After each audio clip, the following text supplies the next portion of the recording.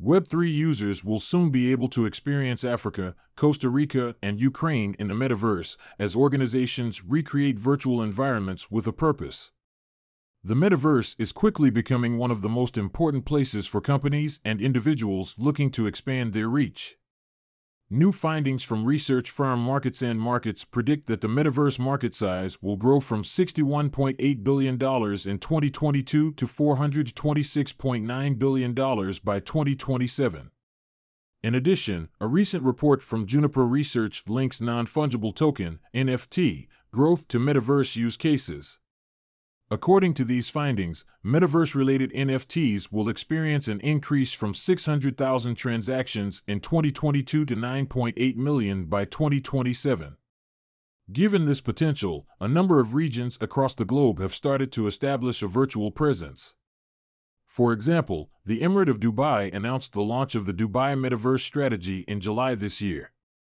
As Cointelegraph previously reported, the Dubai Metaverse strategy aims to attract companies and projects from abroad while also providing support in metaverse education aimed at developers, content creators, and users of digital platforms. While the concept may sound futuristic, industry experts believe that this is a logical progression. Rish Litlaker, co-founder and CEO of Superworld, an augmented reality content platform, told Cointelegraph that as Web3 technology becomes integrated into everyday lives, future-forward regions, governments, and organizations will capitalize on communication, gamification, and monetization opportunities in the metaverse. Organizations bring regions to the metaverse for a purpose. This appears to be the case, as many organizations are focused on establishing geographical territories within metaverse ecosystems. For example, Africa can be accessed virtually in Ubuntuland, a metaverse platform that houses a land called Africa Rare. Mike Mann, co-founder and CEO of Africa Rare, told Cointelegraph that Africa Rare connects Africa to the global digital economy. Africa is one of the fastest-growing populations in the world, and by 2050, it's predicted that it will be one of the biggest populations. Therefore, we thought this was the perfect time to upskill Africa's youth for this new world. Africa Rare aims to create the future of work for Africans and organizations who wish to connect with people across this continent. Mann added that Africa Rare has secured a 12-by-12 village, or 144 plots, of virtual real estate in Ubuntuland to establish its visibility. He explained that users are defined by digital avatars, which can enter Africa Rare's central hub land to partake in custom experiences. These range from art to education and include experiences like galleries, live performances, stand-up comedy, video content channels, film festivals, safaris, and more. Although Mann believes that Africa Rare will enable a sense of virtual tourism, he pointed out that the project is meant to create improved work and educational opportunities for the African population. We believe that the metaverse is the world's greatest equalizer. Through Africa Rare, we can allow Africans to partake in this new space and thrive, he said.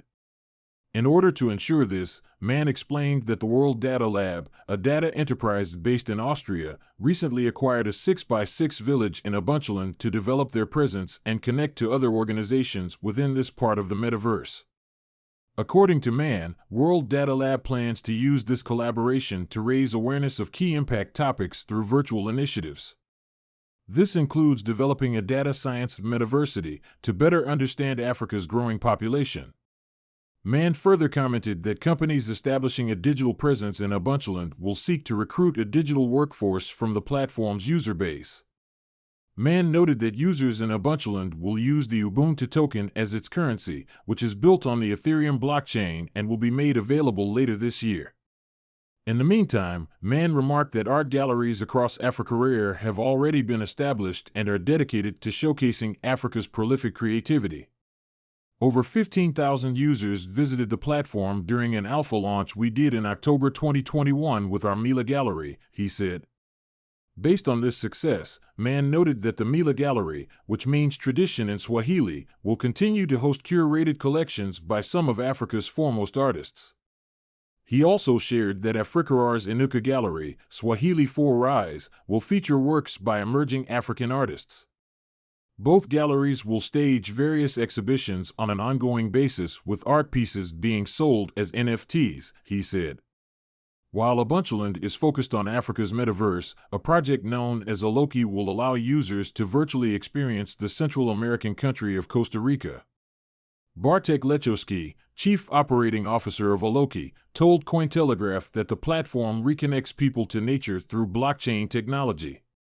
This play-to-own metaverse will enable users to do good for the planet and help build a sustainable future for society at large, he said. To accomplish this, Lechowski explained that EGLD offers its users the chance to virtually explore Costa Rica's rainforests while participating in sustainable development. This will be accomplished through the project's blockchain-based game, in which digital actions mirror those in the real world via NFT ownership. Lechowski said, EGLD aims to make people pay attention to the climate change problem and be interested in contributing to something useful. For example, planting a tree in the EGLD metaverse can result in a real tree being planted in the EGLD sanctuary of Costa Rica. Lechowski, who is also an owner of the EGLD sanctuary, which is a 750-acre patch of rainforest in Costa Rica, said that their project aims to plant more than 10,000 trees through its metaverse initiative. We currently have a 10-person team of sustainable farmers and are in the process of hiring even more. We're working hard to create harmonious heaven. We've already planted a whopping 11,000 fruit trees, he added. In addition to ensuring sustainability, Lechowski remarked that the project aims to create communal buildings that will house co-working spaces and social spaces. Our online users will eventually be able to come and enjoy EGLD Sanctuary as a reward for their sustainable actions, he said. Although EGLD has yet to launch, Lechowski explained that the project will take a simplified metaverse-like model approach that will gradually be developed over time.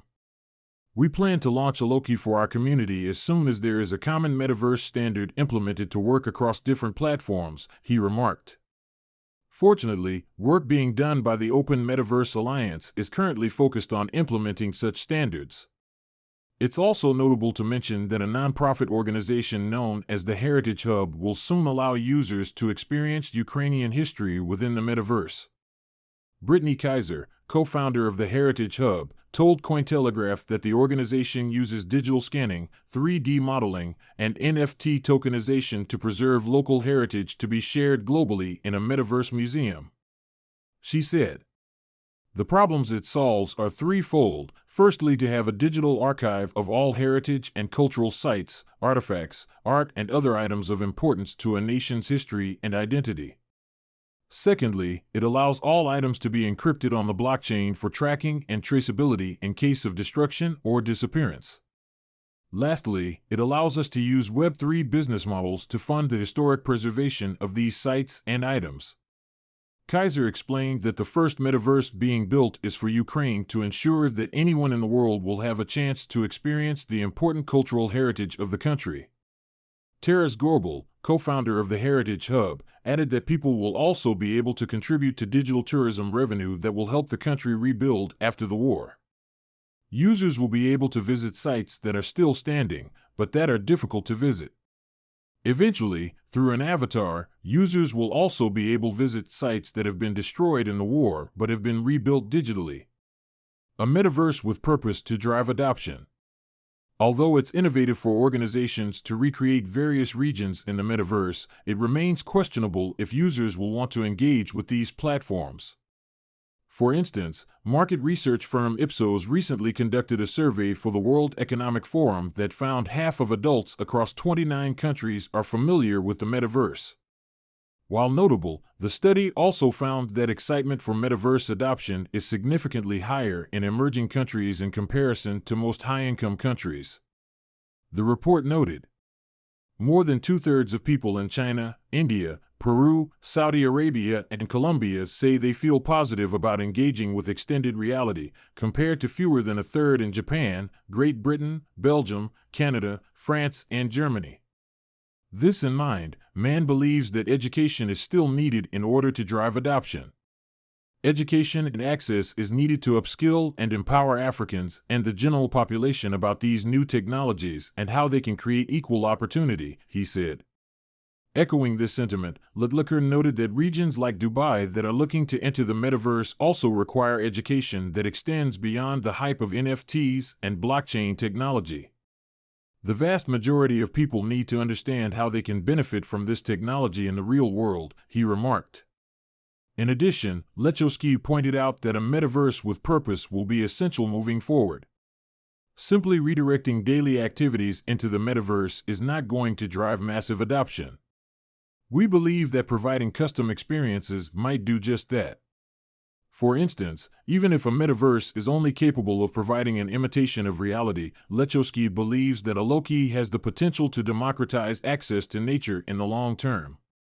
Kaiser further noted that as more culturally important parts of Ukraine are added to the Heritage Hub's digital museum, the initiative will be able to roll out tools for more teams wanting to add items to the museum themselves.